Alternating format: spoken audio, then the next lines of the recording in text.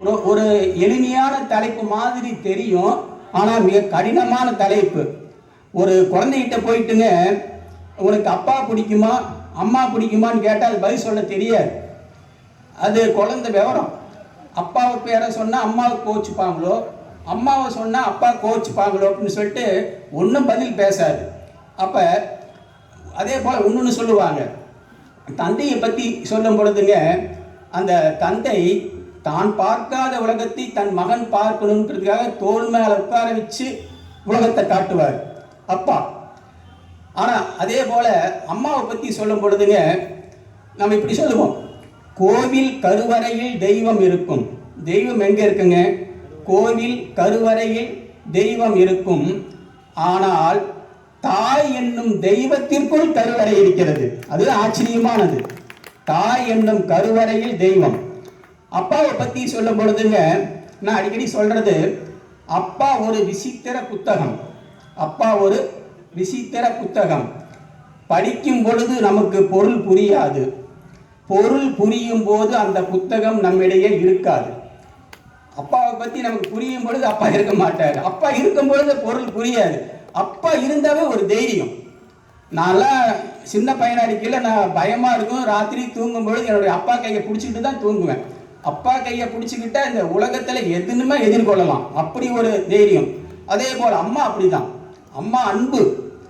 அப்போ இந்த பட்டிமன்றத்தில் இன்னும் ஒரே ஒரு செய்தி மட்டும் சொல்லிட்டு நான் இவங்க பேச அனுமதி இது பண்ணுறேன்.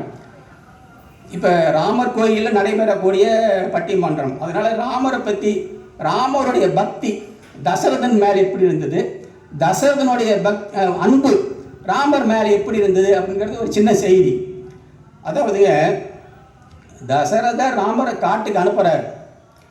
காட்டுக்கு அனுப்பிட்டு ராமர் போயிட்டார் தெரிஞ்ச உடனே உயிரை விட்டுறார். அப்போ இந்த செய்தி ராமருக்கு தெரியுது. காட்டில் அப்பா இறந்துட்டார், அப்பாவோடைய ஈமக்கிரிகள் கூட செய்ய முடியல, அப்படிப்பட்ட ஒரு நிலை ராமருக்கு, பகவானுக்கே அப்படி. அப்போ ராமர் என்ன சொல்கிறாருன்னாங்க, அப்பா நீ என் மீது கொண்ட அன்பு பாசம் பெரியதா, என்னை பிரிஞ்ச உடனே நீ இறந்துட்டியே, நான் உன்னைய பிரிஞ்சு இறக்காம இருக்கனே, என்னுடைய அன்பை விட உன்னுடைய அன்பு தான் அதிகமாக இருக்கு அப்படின்னு சொல்லிட்டு ராமர் சொல்றார். தசரதருக்குங்க ராமர் மேலே அவ்வளவு அன்பு. எப்படின்னாங்க, ராமர் இளைஞராக இருக்கும் பொழுது அப்படி நடந்து வர சொல்லுவார். ராமர் இப்படி நடந்து வருவார், திரும்பி போ அப்படின்பாரு, திரும்பி போவார். மறுபடியும் வா அப்படின்பாரு, மறுபடியும் திரும்பி போ. இப்போ எல்லாம் கேட்குறாங்க, என்னங்க விளையாடுறீங்களா, அப்படி அவரை வர சொல்கிறீங்க, போக சொல்கிறீங்க, வர சொல்கிறீங்களே அப்படின்னு கேட்ட உடனே தசரதர் சொல்கிறாரு, ராமர் நடந்து வரும் பொழுது அவருடைய முன்னழகை நான் பார்த்து ரசித்தேன், திரும்பி போகும் பொழுது அவருடைய பின்னழகை கண்டு மனம் ரசிக்கிறேன், அப்படி ராமர் அழகன் அப்படின்னு சொல்லிட்டு தசரதர் சொல்கிறார். அதேமாரி கோசலை சொல்லும் பொழுது, ராமர் காட்டுக்கு போகிறார் தெரிஞ்ச உடனே மயங்கி விழுந்துருவாங்க, உடனே மயங்கி விழுந்துருவாங்க. தசரதர்கிட்ட சண்டைக்கு போகலாம் அப்படின்னு போட்டு சண்டை போட்டு இது நிறுத்தலான்னு போனால் அங்கே தசரதர் நிலைமை ரொம்ப மோசமாக இருக்குது. அதனால் அவங்க பேசாமல் இருந்துடுறாங்க. ராமர்கிட்ட நானும் காட்டுக்கு வரேன்னு சொல்கிறாரு, ஆனால் ராமர் தான் வேண்டான்னு சொல்லிடுறாரு. இப்படி ராமாயணத்திலையும் தந்தையோடைய பாசமும் தாய் பாசமும் இருக்கிறது என்று சொல்லிவிட்டு, இப்பொழுது நம்ம பட்டிமன்றத்தைங்க பிள்ளைகளின் வளர்ச்சியில் பெரும் பங்கு வகிப்பது தாயே தந்தையே அப்படிங்கிற பட்டிமன்றம். இதில் வந்துங்க ஃபஸ்ட்டு இப்பொழுது தாயே என்ற அணியில் நம்ம சிவகாமி அருணன் அவங்க இன்றைக்கி வர முடியலைங்க. ஆகையினால் அருணன் சார் வந்திருக்காங்க. அவங்க புனித மேரி மேல்நிலைப்பள்ளி, கரெக்டுங்களா? புனித மேரி மேல்நிலைப்பள்ளியில் ஆசிரியராக இருக்கிறார். மிகச்சிறந்த பேச்சாளர். பார்க்கறதுக்குங்க ரொம்ப அமைதியாக இருப்பார், அவ்வளோ அமைதியாக இருப்பார். ஆனால் மைக்கிட்ட போயிட்டாருன்னா அவ்வளோதான், சிங்கம்தான் அவருங்க. அப்படிப்பட்டவர் அருணன் சார். அருணன் சார் அவர்கள் வந்து தன்னுடைய உரையை முதல் துவங்கும்படி அன்புடன் கேட்டுக்கொள்கிறாங்க.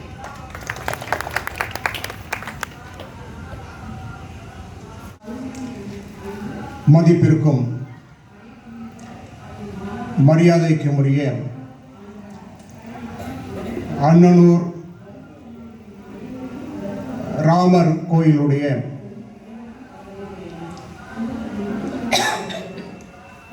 நிர்வாகி அவர்களே,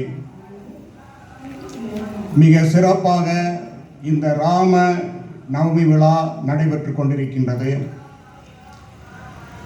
இன்றைய நிகழ்ச்சியாக இந்த பட்டிமன்றம், இந்த பட்டிமன்றத்தினுடைய நடுவராக இருக்கக்கூடிய பேராசிரியர் ஐயா முருகானந்தம் அவர்களையும் என்னுடைய அணியை சார்ந்தவர்களையும் ஏதோ நாங்களும் பேச வந்திருக்கிறோம் என்று இருக்கக்கூடிய எதிரணியை சார்ந்தவர்களும் அவையர் அனைவருக்கும் என்னுடைய முதற்கண் வணக்கத்தை தெரிவித்துக் கொள்கின்றேன். பட்டிமன்றத்தினுடைய தலைப்பு பிள்ளைகளின் வளர்ச்சியில் பெரும் பங்கு வகிப்பது தாயா தந்தையா என்கின்ற ஒரு தலைப்பில் இன்றைக்கு பட்டிமன்றம். கவிஞர் ஐயா அவர்கள் நடுவரையா சொன்னார்கள், தாயை பற்றி பல கவிதைகள் சொன்னார். தாயே ஒரு கவிதை தானங்க. ஒரு தாயை பற்றி எதுக்கு கவிதை? தாயே ஒரு கவிதை தானே. ஒரு தாயினுடைய சிறப்புகளை சொல்வதற்கு நாம் என்னென்ன எண்ணங்களை எடுத்துரைக்க வேண்டும்? ஒரு குழந்தை வளர்கின்ற பொழுது அந்த குழந்தைக்கு உடல் நலம் முக்கியம், மனநலம் முக்கியம், சமூக நலம் முக்கியம். இந்த மூன்றும் தான் அந்த குழந்தைக்கு முக்கியம். இந்த மூன்றையும் ஒருங்கே அமைத்து தருவது யார் என்றால் தந்தையை விட இன்றைக்கு தாய்தான் மிக சிறப்பாக அமைத்து தருகின்றார்கள்.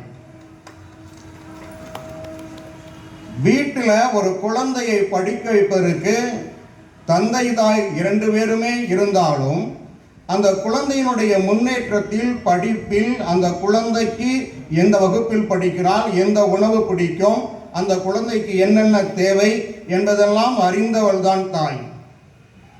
தந்தை அப்படி இல்லைங்க. வீட்டில் அம்மாவுக்கு அப்பாவுக்கு சண்டை நடக்கும். இந்த மனுஷன் ஒருத்த உண்டு, பெரிய மனுஷன் ஒருத்த உண்டு. ஐயா கவனிங்க நடுவரை அவர்களே, மனுஷன்னா யாரு, பெரிய மனுஷனா யாரு? மனைவி கிட்ட சண்டை போடுறப்போ வீட்டு கதவு ஜன்னல்லாம் மூடி வைக்கிறான் பாருங்க, அவன் மனுஷன். சண்டை போடுறது டிவி சவுண்ட் அதிகமாக கூட்டி வைக்கிறான் பாருங்க, அவன் பெரிய மனுஷன். சண்டை போட்டவன சண்டை முடிக்காம கழுத்துல துண்டை போட்டு ரோட்ல போறாங்க, அவன் ஞானி. போயிட்டு தெரு தெருவா சுத்திட்டு கடைசியில் வீட்டுக்கு வர்றான் பாருங்க, வந்து மனைவியை வந்து காலில் விழுந்து என்னென்ன தேவையோ அத்தனையும் செய்கிறான் பாருங்க, விஞ்ஞானி. இன்னைக்கு தந்தைகள் நிலைமை அப்படிதாங்க இருக்கு. அவர்கள் வீட்டில் இருப்பதில்லை. குழந்தைகள் என்ன படிக்கிறார்கள் என்று தெரியவில்லை. நான் ஒரு ஆசிரியர், உங்களுக்கு தெரியும். எங்களுடைய பள்ளிக்கூடத்துக்கு ஒரு தந்தை வந்தார், பேரண்ட் டீச்சர்ஸ் மீட்டிங். ஒரு பேரை சொன்னார். நாங்களும் அந்த பேரை தேடி தேடி பார்க்குறோம். வகுப்பு என்னன்னு கேட்குறோம். அவர் 10ஆம் வகுப்போ 11ஆம் வகுப்போ அப்படிங்காரு. அப்பாவுக்கு அவர் சொன்ன பேரு அந்த வகுப்புல அந்த பையன் இல்லை. ஒரு மாணவன் வந்து அங்கிள் அங்கிள் இங்க எதுக்கு வர்றீங்க அப்படின்னு கேட்டாங்க.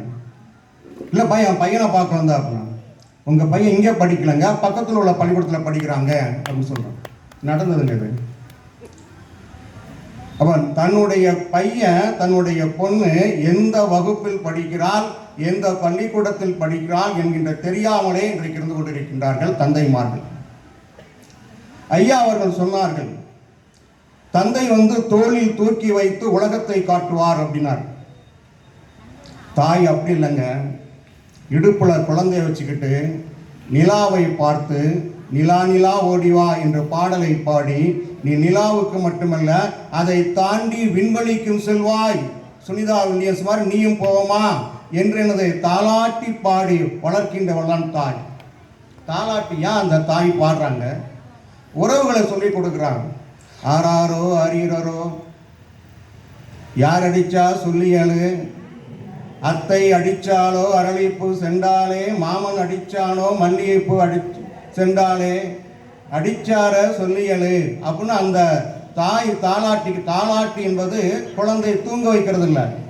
அம்மா பேச பேச குழந்தையும் பேசும். தால் ஆட்டு நாக்கு ஆட்டும். அம்மா, மாமன், அத்தை அந்த உறவுகளை காதலை ஏத்துறாங்க. அந்த காதலை ஏற்றுகின்ற பொழுது அந்த குழந்தையும் கொஞ்சம் கொஞ்சமா பேச ஆரம்பிக்கும். முதல் வகுப்பே அந்த குழந்தைக்கு தொட்டில் ஆரம்பிக்குது. குழந்தையை தாலாட்டு பாடு மட்டும் இல்லைங்க, சமுதாயத்தில் எப்படி வளர்க்க வேண்டும் என்று சொல்லக்கூடியவள் தான் தாய். தந்தை அப்படி அல்ல. ஏன் பிறந்தாய் மகனே? நான் பிறந்து போதாதென்று நீயும் பிறந்தாயோ? எவ்வளவு நான் உன்னை படிக்க வைக்கிறது, எவ்வளவு செலவுகள் பண்றது, புலம்பி தீர்த்து கொண்டே இருக்கக்கூடியவன் தந்தை. மகாபாரதத்தில் துரியோதனன் யான் தீயவனாக காட்டப்பட்டான். துரியோதனன் சொல்றதெல்லாம் அப்பா கேட்டாரு திருதராஷ்டிரன். இன்னைக்கு அத மாதிரி சில அப்பாக்கள் தங்களுடைய பையன் சொல்றத அப்படியே கேட்கிறாங்க. பையன் எனது வீணா போறான். அப்ப குழந்தையினுடைய அந்த முன்னேற்றத்தில் மிகப்பெரிய தடையாக இருக்கக்கூடியது அப்பாக இருக்கின்றார். இங்க அம்மா ஒரு படி